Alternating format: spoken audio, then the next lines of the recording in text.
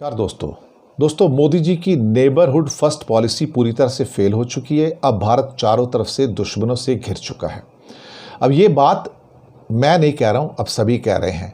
इसमें चाहे पाकिस्तान हो, नेपाल हो, बांग्लादेश हो, श्रीलंका हो, म्यांमार हो, सारे के सारे देश चारों ओर से इस टाइम अब भारत के दुश्मन है। अब मालदीव्स की तो बात ही करना बेकार है। मालदीव्स तो कभी भारत के लिए थ्रेट नहीं था, लेकिन चाइना ज़रूर उसके वाया थ्रेट था।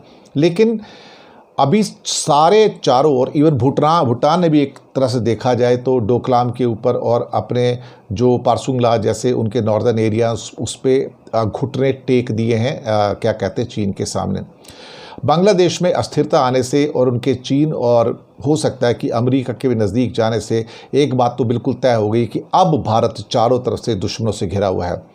क्या मोदी जी की यही नेबरहुड पॉलिसी थी कि अपने चारों साइड के अंदर दुश्मन पैदा करो?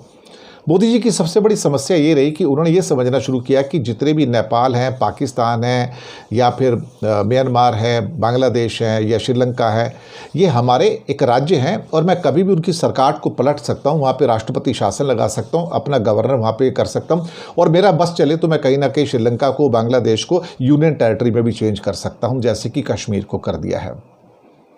लेकिन जो हालात पैदा हुए हैं, अब आप सोचिए कि एक कंट्री अब दुश्मन बन चुका है।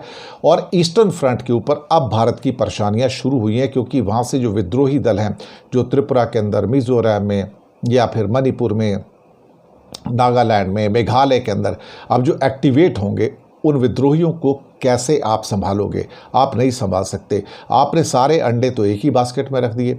अब भूटान भी भारत के साथ है आधा और आधा चीन के साथ है, क्योंकि अब वो डोकलाम को देने जा रहा है, तो भारत नाराज़ तो है, लेकिन भारत कर क्या सकता है? अब सभी देशों के अंदर लगता है कि एक एंटी इंडिया रुख या इंडिया आउट चल रहा है वहाँ पर। नेपाल में अभी केपी शर्मा ओली आए हैं, जो पूरे के पूरे चीन के साथी हैं, चीन की समर्थक सरकार है। बांग्लादेश में पूरी की पूरी चीन समर्थक और अमेरिका समर्थक सरकार है। अभी मोहम्मद यूनुस उनके मुखिया हैं।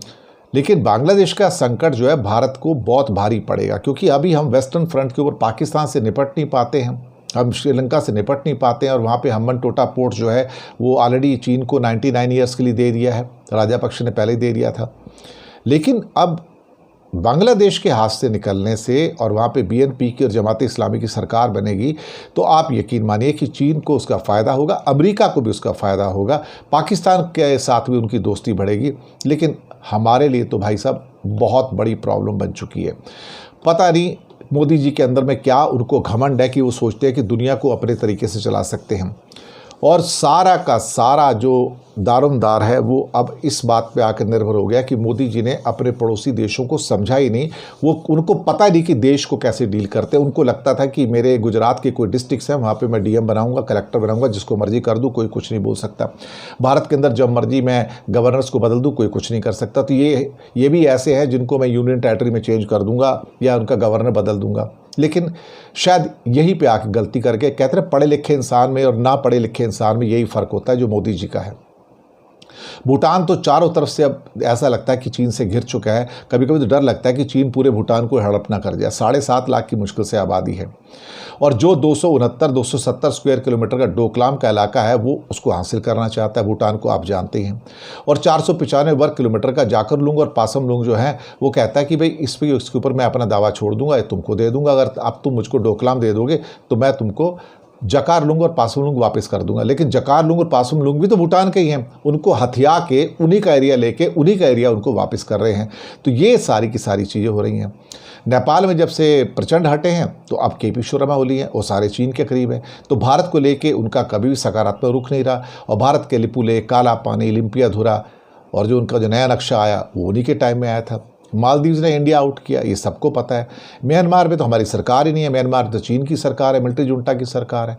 श्रीलंका में गंभीर आर्थिक संकट है, और वहाँ पे पता लगता है कि गोटाबाया राजापक्षे जब बाहर हुए तो उसके बाद अब विक्रमासिंघे तो हैं, कुछ सुधार हुआ है, लेकिन वो अभी भी चीन के या अमेरिका के समर्थक हैं और उनको लोन चाहिए। पाकिस्तान पहले से दुश्मन है।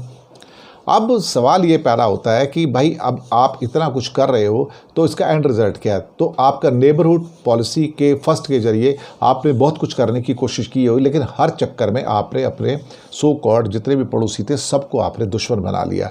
That is the real fact what what has transpired here, at least in India, and we have blundered as far as foreign policy is concerned. शुक्रिया आपका.